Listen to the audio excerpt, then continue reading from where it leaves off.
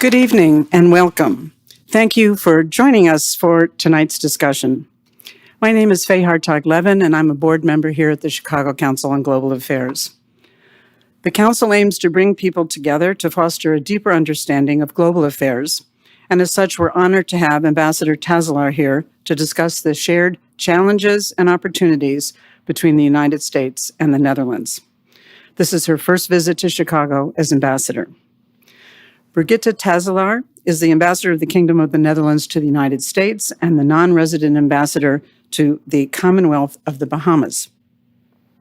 She is a career diplomat with 30 years of experience in political affairs, human rights, and development cooperation. Tazelaar previously served in the Dutch Ministry of Foreign Affairs as Deputy Director General for International Cooperation, as Director of the North Africa and Middle East Department, and as the representative of the Netherlands to the Palestinian Authority in Ramallah.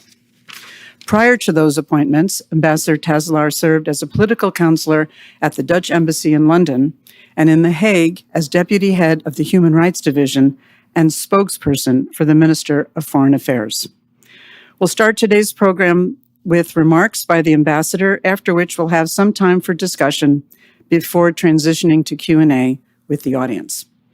Before we begin, we'd like to remind everyone that this evening's program is on the record, and any views expressed by speakers we host here at the Council are their own and do not reflect any institutional positions.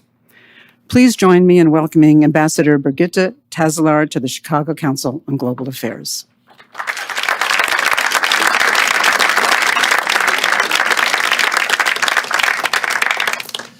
Well, thank you very much for inviting me here this afternoon. I'm really delighted to be among others who feel as strongly about global affairs as I do. And Ambassador Hartog, I think she went to the back now, Hartog-Levin, I'm sure the years that you spent in The Hague gave you a deeper understanding of the bond between our countries and inspired some thought-provoking questions later on. I want to start by saying a few words about the bond between our two countries and our transatlantic relationship. And sometimes I start at the beginning, more than 400 years ago, but today I choose a different starting point of our shared history, and that's to focus our conversation today by picking up the story at the World War II, Second World War, which was the defining moment that shaped the world that we live in and resulted in the multilateral institutions we know so well. The European Union, the United Nations, NATO, which marks its 75th anniversary of its founding on April 4, just 2 weeks from now. All these multilateral institutions, which are the backbone of our rules-based international order, can be traced back to our alliance during and after the Second World War. And sure, we were, of course, good friends before the war, but little brings friends closer together than a shared struggle, a shared sacrifice. One might be inclined to think of the World War II as an ancient history. After all, most people alive today were not even a glimmer in their parents' or grandparents' eyes when the war started. Indeed, those of the greatest generation are slowly filling more pages of our history books than chairs around our dinner tables. But the alliances that we strengthened during the Second World War have remained relevant in the decades that followed. Our two countries stood side by side during the Cold War to prevail over communism. And after September 11, Dutch and Americans stood shoulder to shoulder in the war on terrorism, when we joined forces to combat and defeat ISIS. But the struggle for global peace and the rules-based international order is not over. In many ways, the world has become less safe in recent years, whether we're talking about the horrible situation in the Middle East or the fact that Europe is again dealing with war because of Russia's aggression. Today, war is raging in Ukraine. Tomorrow, it could be in Taiwan. These cannot be considered separate theaters. They are closely linked. Supporting Ukraine also deters Beijing. And yes, China remains an important economic partner, and we need Beijing to address global challenges. But China is also an increasingly assertive competitor and systematic rival. Nations around the world are challenging the international rules-based order that both of our states value. Cyber attacks by state and non-state actors occur every day. Some countries are using violence, such as Russia. Others are using economic coercion, such as China. But make no mistake, they are all challenging the world we live in and the world we build. These threats can only be addressed if we maintain our resolve and unity, first and foremost through our transatlantic relationship in NATO. We must continue to place our faith in NATO and keep our alliance strong for the next 75 years and beyond. And American leadership is crucial. At the same time, we in Europe need to step up our game and increase our defense spending. And we are doing exactly that. Well, I'm sure you all know that the United States and the Netherlands have a robust trade and investment relationship, a relationship that is more impressive when you factor in the economic profile of the EU, because the EU is your biggest partner. That's right. The United States' most intensive trading relationship is with the EU. In 2022, the trade volume between the US and the EU was 1.3 trillion. In fact, US trade with the EU was larger than US trade with Canada, Mexico, or China. And as one of the 27 EU member states, the Netherlands is a key part of that. We punch above our weight. US exports to the Netherlands create the largest trade surplus that the US has with any single bilateral trading partner. In addition, the Netherlands is a major investor in the US. With an FDI stock at over 600 billion, we are the United States' third largest source of foreign direct investment after Japan and the UK. Now, I don't know whether you ever managed to find the Netherlands on the map, but we are quite small, so this is really remarkable. We are a trusted investor, and we trust the US as an investment. That's why much of our state-owned pension funds are invested here in the US.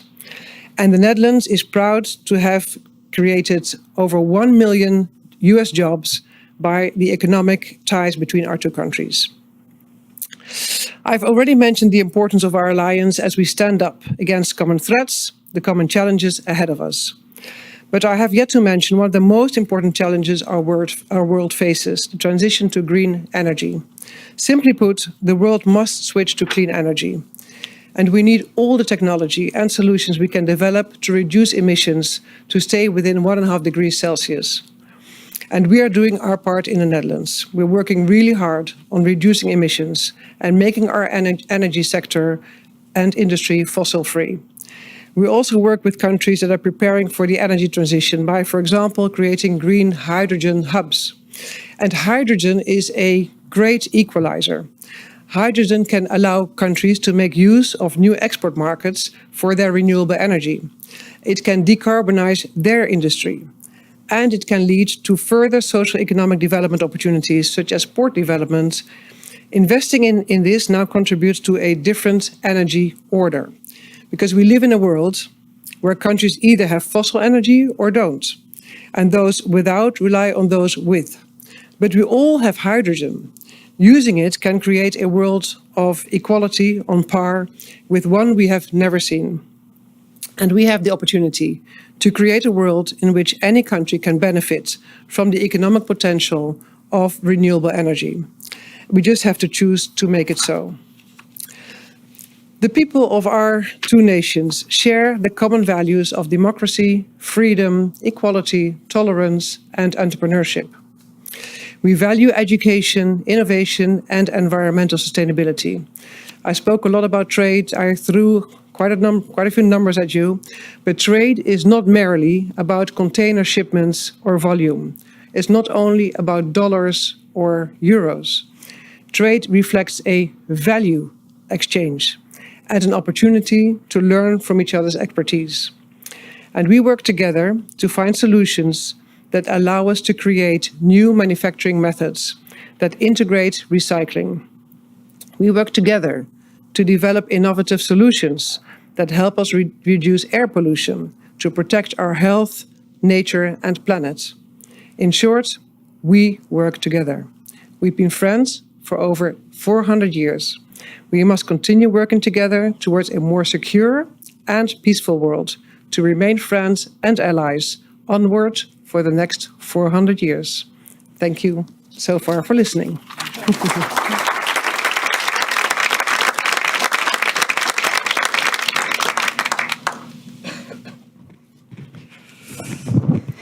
Thank you.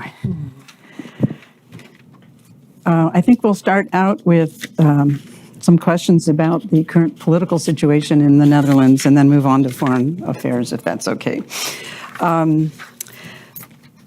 The Netherlands is experiencing some political uncertainty with Mark Rutte's caretaker government leading the country, while Geert Wilders and his PVV party, the Party for Freedom, try to form a majority coalition in the parliament. I think that the election results were somewhat unexpected given the Netherlands' reputation for tolerance and the direction of the election results. Can you explain a little bit about what was behind that from your understanding? I will do so, Faye, but I must say, whenever I start talking about this to my American friends, after 3 sentences, they start rolling their eyes because it's so complicated. So I will try. I think to some it was a bit of a surprise, indeed, that the PVV became the largest party, and it's talked about as, let's say, a more populist type of party. We're currently in a situation whereby 4 parties are trying to form a government, out of whom there are 3 new parties. So we've got the Conservative Party, which is having the current prime minister, then PVV, let's say the more populist party, the NSC, which is a offspring of the Christian Democratic Party, and the Farmers Party. And they vary quite significantly among themselves about issues on foreign policy or domestic policy. So it has taken a long time for them to decide whether or not they might form a government. And we're currently in the second phase, so they have now agreed, yes, we might form a government, and by actually agreeing among themselves that neither of the 4 parties, that their leaders will become member of the government. They will all stay in parliament. And now they have to decide on the content of a coalition agreement, but they want to do it in such a way, I don't see any rolling of the eyes yet, so I will continue for a few more sentences. They want to do it in such a way that the coalition agreement is a broad agreement, so as to keep enough space for debate in parliament. Because in the criticism is, and we all are dealing with challenges of the social contract between government and the people. And how do you ensure that that social contract remains well? One of the ways to do that is by having good debates in Parliament, whereby new laws or new policies are being well debated. And the current leaders, especially one of them, would like to have a situation whereby not everything is pre-cooked in a coalition, and then Parliament has basically nothing to say anymore because there's always a majority in Parliament, but that you really have to look for a majority every time you want to pass a new law or policy based on a good debate in Parliament. So, yeah. If none of the coalition party heads will agree not to serve in the government, who is going to serve in the government? Yeah. Who is going to be prime minister? That is the $1 million question. Yeah. And how long can these negotiations continue before there's a new election? Yeah, so they can continue for a long time. There's no limit. The longest time we've ever taken was 299 days. We haven't reached that yet. If this coalition is not coming to an agreement, then there is potentially another type of coalition possible between the center-right and the center-left. But that's also going to be difficult. And if that doesn't succeed, then we will have new elections. But that will be the first time ever in our history. And are the differences among the coalition parties or the presumed coalition parties, are they about foreign policy or domestic issues? I would say both. Yeah, so it doesn't make it easier, but it's going to mean a lot of give and take among them. And For example, Mr. Wilders' party might be more critical on supporting Ukraine, but other parties in that government will only govern if support to Ukraine is continuing.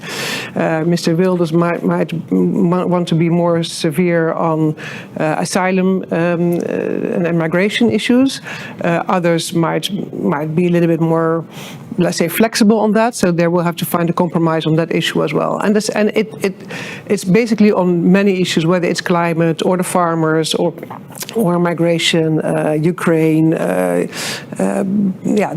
It will end up being a compromise. But the big issues, remaining in the EU, remaining in NATO, being a responsible member of the multilateral system, that will stay. That will all stay. That's the basis. That will be stable. That will be stable. The foreign policy. Yes, that will be stable. Yeah.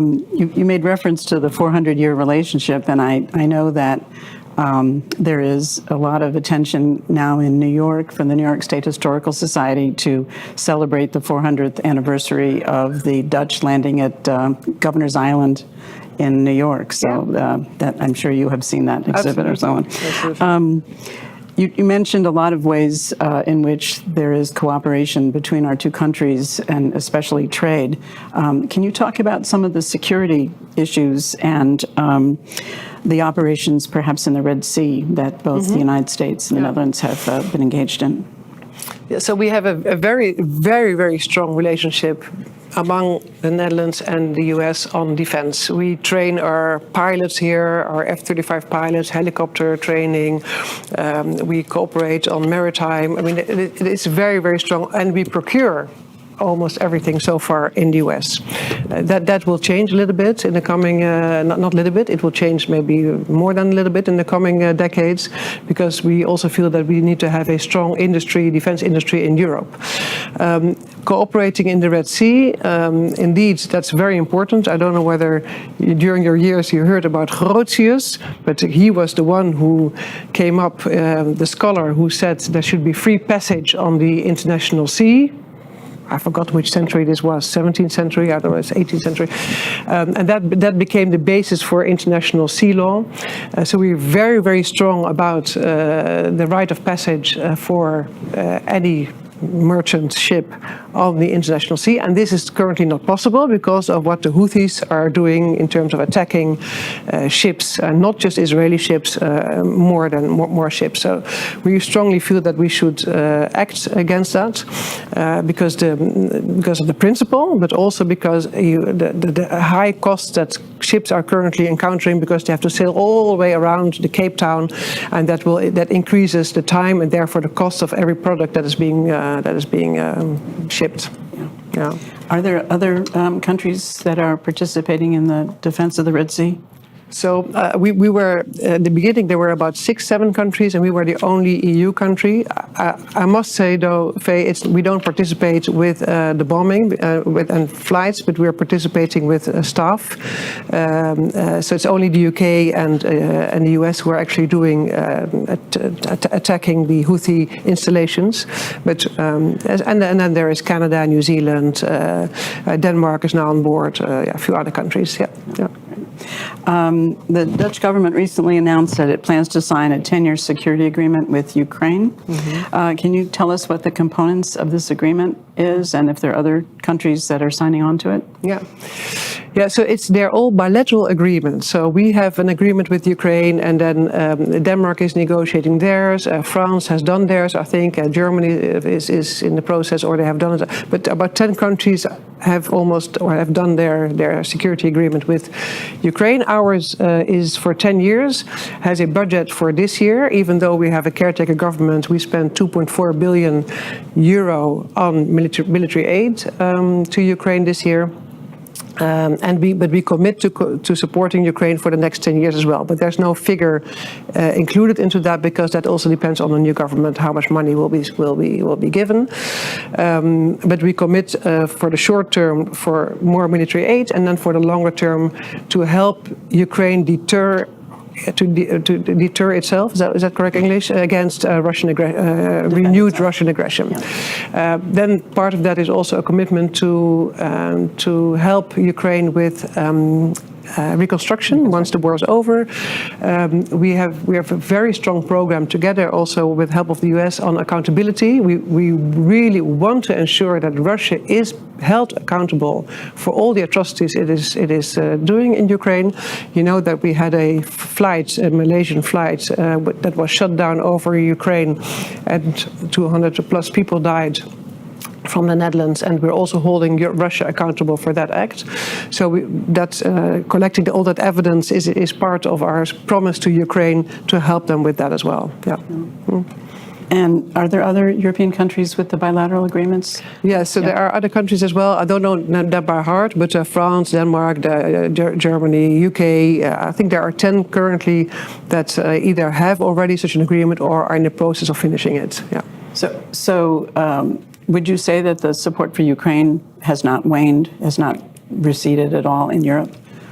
You know, I think the support is still very, very strong. And I must also say that in the Netherlands, to a large extent, that's also thanks to extremely strong leadership from our Prime Minister. From day one, he has said, we have to support Ukraine. This is a war on the European continent.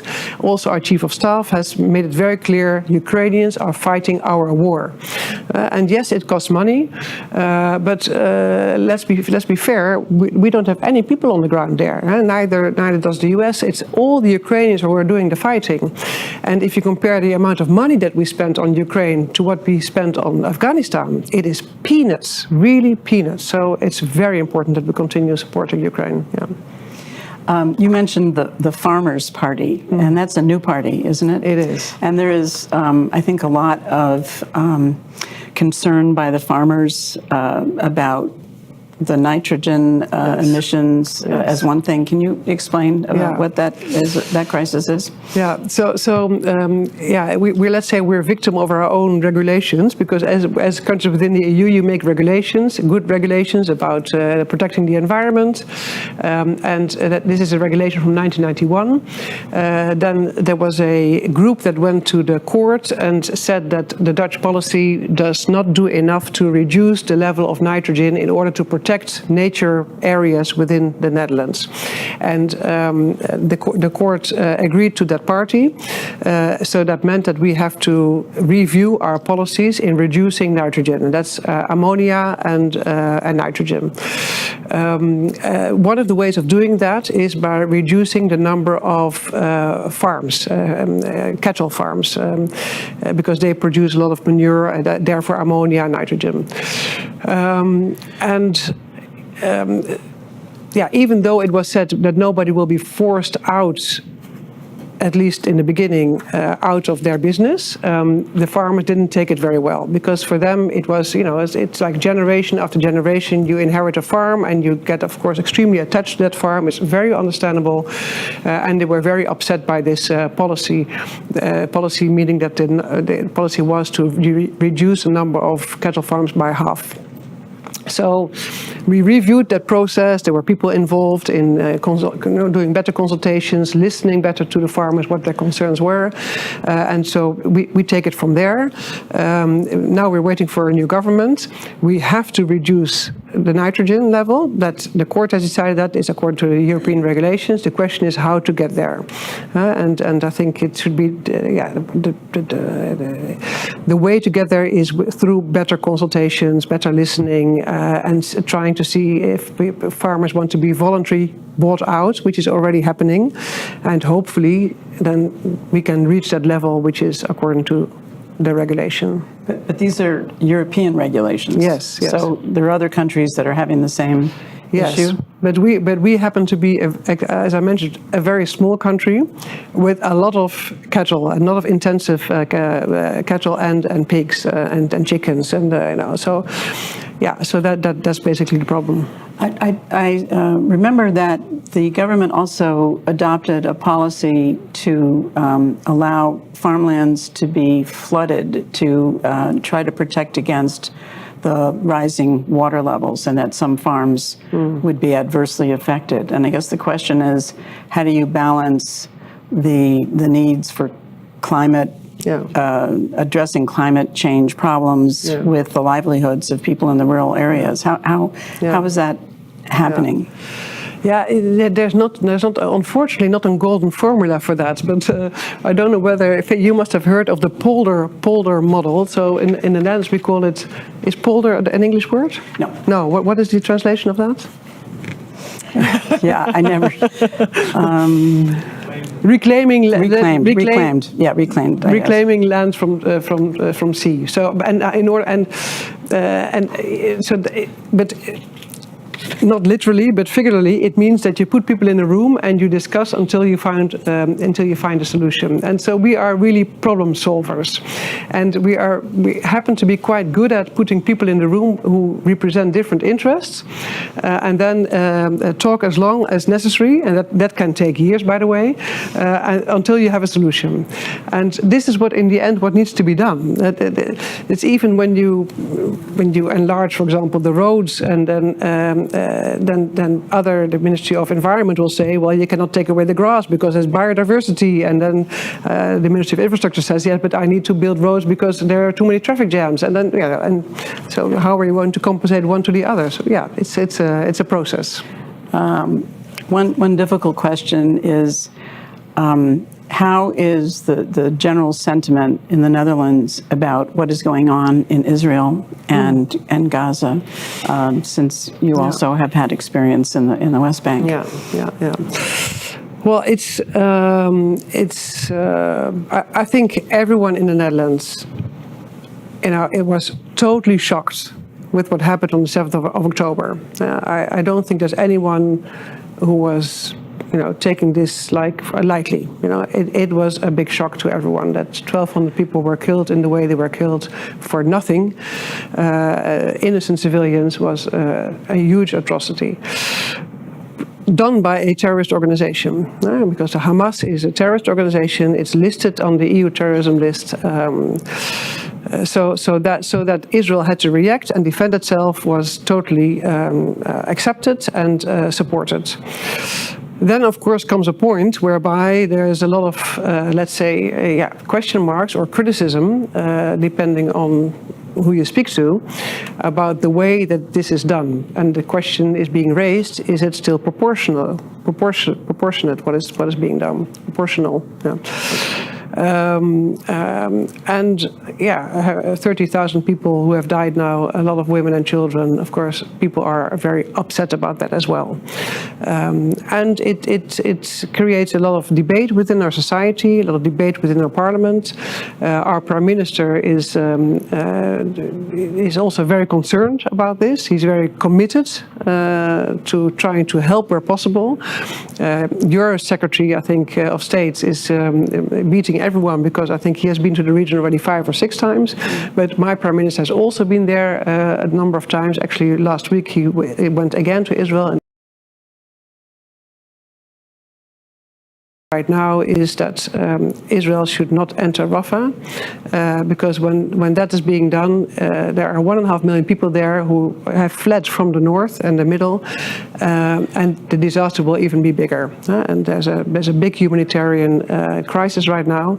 Our former Vice Prime Minister / Minister for Finance, Sigrid Kaag, has given up her job to be the humanitarian coordinator and try to get more humanitarian aid into Gaza, because she is also very committed. She has a lot of experience in the region as well, very committed to make that possible. And it is a uphill battle, but really we're doing everything in our power to ensure that more humanitarian aid will enter Gaza. Is this a political issue among the parties trying to form a government? Yes, I would say so. But not something that will be a deal breaker. Yeah. Are there other distinctive foreign policy issues like immigration, in which the coalition parties disagree? Immigration is a difficult topic, and I think I would have to look in their election programs again, but let's say it ranges from 0 entrance to capping the number of people entering the Netherlands to a certain amount, and anything in between. So I think there will be a change of policy, but it will probably be neither in the extremes, but somewhere in the middle. Yeah. Is there a concern that the possible move of the government to the right could affect relationships with the United States or other countries? I find it very difficult to imagine that it will impact it to the extent that we will actually feel it or see it, because a relationship is based on interests, and as a country we have an interest in having a strong relationship with the US. Of course, we consider it, we want to be friends, but it's in the end it's interests that drive policy, and it's clear that neither the Netherlands nor Europe can defend itself without the US. So there's an interest to having that relationship strong. It's a fact that our pension funds and so many companies have invested so heavily here in the US. So there's an interest in having that economic relationship strong and resilient, etc. Maybe depending on the outcome here in November, issues like climate change and energy transition, that will be a question mark. To what extent cooperation is still possible, and there maybe you will look more at state level to find that cooperation as opposed to federal level. Thank you.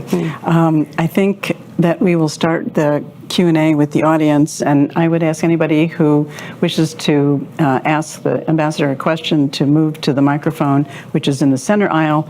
Please identify yourself and your affiliation. Thank you. Ambassador Tazelaar, dank u wel for visiting Chicago and spending time with us. My name is Nazar. I'm working in renewable energy. In your intro speech, you mentioned about green energy in general. I think the Kingdom of Netherlands is an excellent example of a nation that was able to overcome, not permanently, but still the coastal erosion and just overall rising sea levels. What kind of advice could you give to both public and private sector, perhaps to US or other nations that face similar challenges just on that topic? How can we protect those areas? Big cities, New York, Miami, on the eastern board, west side, same story. Thank you. Yeah.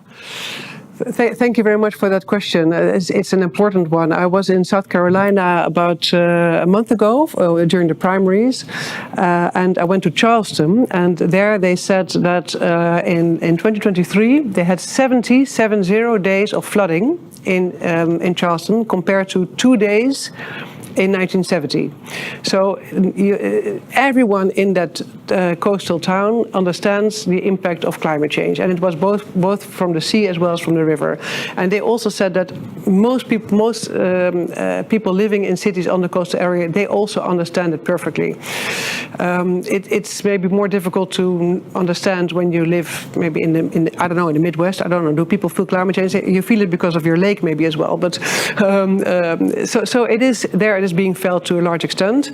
But I would say that in my view, but I've only been here for 7 months. But my feeling is a little bit at the level of consciousness about the danger of climate change in Europe and the choices that have been made there to become more climate neutral is a bit higher than compared to the US. Even though you've got the IRA now, etc. But in general, I still meet a lot of people who do not believe in climate change. And at my dinner table, I became vegetarian just purely for the sake of climate, because I actually like meat a lot. But if I look at how many other people are vegetarian, that's really, really very, very few compared to the Netherlands. So what we have a concept called Dutch dialogues. And that's based on this polder model. This is, this, let's say, consultation type of model. And we go to cities, very often coastal cities. We did it in Houston, we did it in Charleston, and we did it now in San Diego.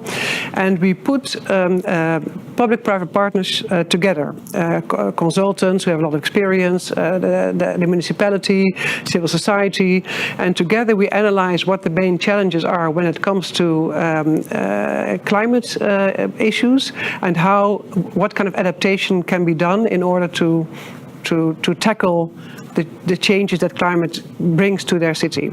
And that model works very well. So it's a model I would love to implement everywhere where it's possible. Of course, we don't have the capacity, but maybe you can start a franchise of that and use that model. Yeah.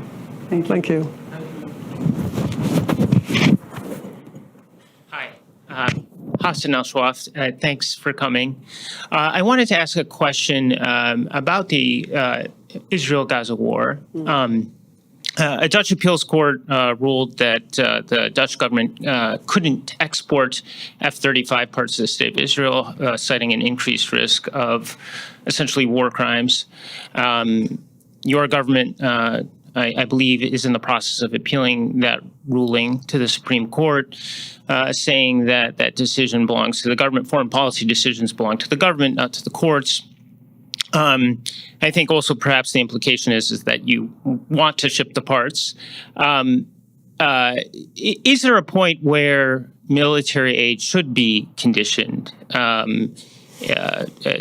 military aid to Israel should be conditioned? But I think military aid or sales, because these are sales, not aid, it is conditioned. We have export control over military sales, so we do not sell anything to any country. It all depends on what the intention is of the country to do with those weapons, and whether there is human rights issues at stake, etc. So there is an export control mechanism, and of course the judge decided indeed that we should not provide these parts because, according to the judge, these criteria are not being adhered to. The government thinks otherwise, because the government feels that Israel has a right to defend itself, and those parts are used for F-35s that are not only used for Gaza but also for coming under attack from Hezbollah, and as a deterrent towards other countries that they might be attacked from, and therefore has indeed gone into appeal. Since it is under the judge, it is really not for me to say anything about it. We now have to wait what the High Court will say about this. Yeah. Thank you. I want more women behind the microphone. Is een Nederlander ook goed? Hallo mevrouw Tazelaar. I wanted to ask, with the upcoming election here, I know you had kind of touched on that at the end, but do you think that there's a difference, with the outcome on the relationship between the Netherlands and the U.S.? Could you go into more detail about what those differences might be, depending on the outcome of the election? Well, I think I referred to it a little bit earlier on. You've seen the reaction of European leaders on what Mr. Trump said about NATO, and that came quite a bit as a shock. So you already see things changing in Europe, because there is, among certain leaders or countries, fear that the partnership, when it comes to NATO Article 5, is not as strong as it used to be. So you see things changing, and that is not necessarily bad, because in the end we do have to step up as Europe, both in spending as well as being more resilient when it comes to our own procurement. Look at Ukraine right now and the trouble Ukraine is going through, simply because in Europe the house is not in order when it comes to this topic, and because we're waiting for US support. But again, the Netherlands and other European countries, they have interest, and we have had 75 years of peace. This is a huge asset.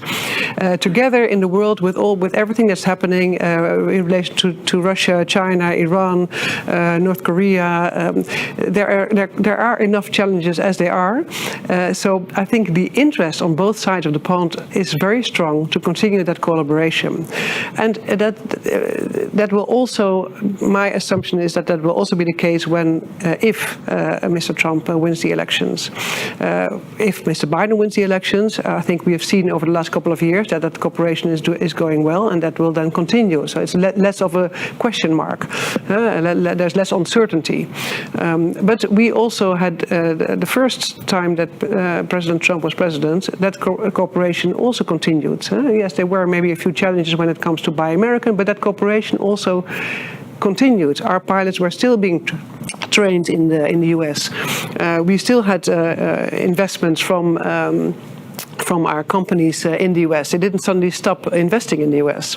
So I think there is enough resilience for us to continue the relationship. Yeah.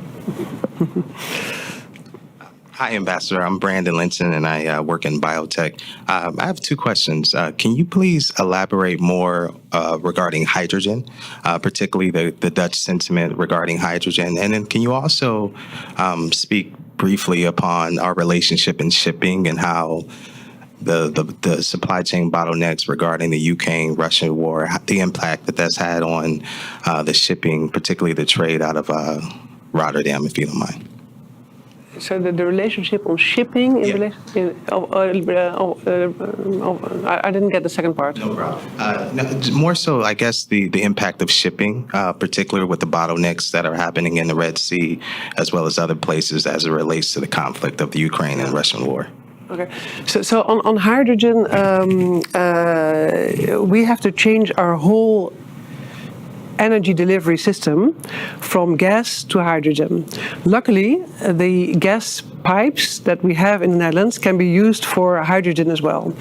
And it all sounds very easy when we talk about this, but it is actually extremely complicated. There's a lot of engineers necessary to make that transition. So currently we are in the process of, and especially the Port of Rotterdam is very active in that as well, trying to make agreements with countries, and as the Netherlands as well, in ensuring that the hydrogen will be delivered to the Netherlands, not only for our own energy energy consumption and use, but especially also for Germany, because everything that goes to the industry in Germany goes via Rotterdam. So that's extremely important to keep that industry going. So we have signed, for example, an MOU with Houston that by 2026 the first hydrogen will be transported from Houston to Rotterdam. Now, extremely ambitious. I don't know whether we're going to get there, but that's at least what we are aiming for. And in the meantime, there are talks with Chile, with Namibia, with Morocco, a lot of countries that have huge potential to turn renewables into hydrogen, and I think in your case also turning gas into hydrogen, as we are looking for in Houston. So, thank you. Yeah. Would that transportation from Houston to Rotterdam be via a new pipeline? I'm not sure about that, actually. Does anyone from my consulate know? I think it is. I always assumed it was by ship, but I'm not sure, actually. Is it by ship? Yeah. I have to look it up. Time for one quick question. I had to represent for the women in the room. Yeah. Hello, thank you, Ambassador. Maria Dowdy, I'm a proud board member of the Chicago Council on Global Affairs, and I have the privilege of leading an organization called the Chicago Network, which is a women's, one of the most prominent women's organizations in the country, and so I will represent. The Netherlands is tremendously recognized for its leadership in women's rights and supporting women across all different specters. We are in Women's History Month in the United States, and of course, actually, the Netherlands was also recognized for the work that they do on International Women's Day just a couple weeks ago. Will you talk just briefly about things initiatives that you're interested in, that you're promoting to really create continued parity and equity across the world? Because I know you're a tremendous leader. I think you're third on the global EU index in terms of country, in terms of the work that you're doing for women. Yeah, thank you for that question. And you're very, you give a lot of compliments, but I must also say we're not there yet. If you look at the number of women in our political system or CEOs or academia, there's still a lot of room for improvement. Having said that, we adopted a feminist foreign policy, and we were not the first. I think we were number 10 or so. Sweden was the first country, and we tried to integrate that philosophy into the work that we do, which means that every time there's a policy issue, we're looking at the gender aspect of it. It is not easy because it really demands a shift in thinking, and then there's the low-hanging fruit. For example, when the minister travels with a delegation, it should not consist of only men. And another very practical example is when body armor is designed. This heavy thing is called body armor. Yeah, it's geared towards the man's body and not towards a woman's body. So now, together with I think it is Zambia, we're trying to come up with a model that's also suitable for women. So there are many different ways of trying to integrate that policy aspect. Also increasing the number of women in the army. There again, it was put at 30% by I forgot in 5 years or 10 years. But anyway, there is a quota set that we really try to push for, and it's necessary because we need more people to enter the military. So it is also a necessity. And therefore you need female role models because women don't usually think that it is maybe something for them to enter the army. And so we're also promoting more women into higher positions in the army to be good role models for the younger women. So it's across the board, still a lot of work to be done, but the commitment is there. Yeah. Thank you. Thank you for that question, and thank you for all of your insights and your remarks. It was really we're very pleased and honored to have you here, and hope you'll come back again before your term is over. Thank you very much. And thank you all. Thank you very much. Thank you. Thank you very much.